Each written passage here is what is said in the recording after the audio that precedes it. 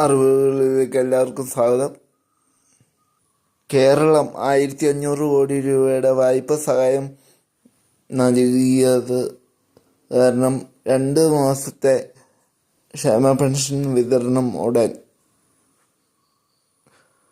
3200 2 മാസത്തെ ക്ഷേമ പെൻഷൻ വിതരണം ആരംഭിക്കുന്നത്.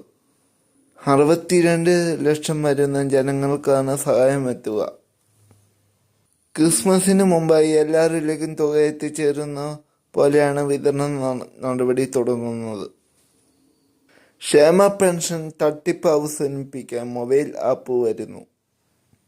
പെൻഷൻ നേരിട്ട് വിതരണം നൽകുന്ന തട്ടിപ്പ് തടയാനാണ് ആപ്പ് വരുന്നത്. പെൻഷൻ നൽകുന്നത് നേരിട്ട് എടുത്ത് മൊബൈൽ ആപ്പിൽ അപ്ലോഡ് ചെയ്യാനാണ് സർക്കാർ ആലോചിക്കുന്നത്.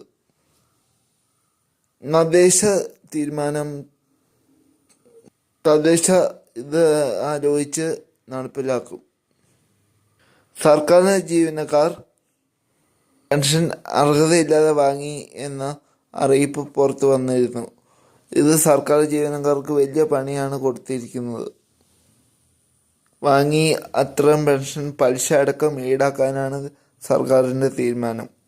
ക്ഷേമ പെൻഷൻ തട്ടിപ്പിൽ വകുപ്പുകൾ തര അന്വേഷണം വേഗത്തിലാക്കാനാണ് സർക്കാർ തീരുമാനം. ഇതുപോലത്തെ അറിവുകൾക്ക് വേണ്ടി ചാനൽ സബ്സ്ക്രൈബ് ചെയ്യുക, സപ്പോർട്ട് ചെയ്യുക. നിങ്ങളുടെ അഭിപ്രായങ്ങൾ കമൻറ്റ് ചെയ്യുക ദയവ് ചെയ്ത്.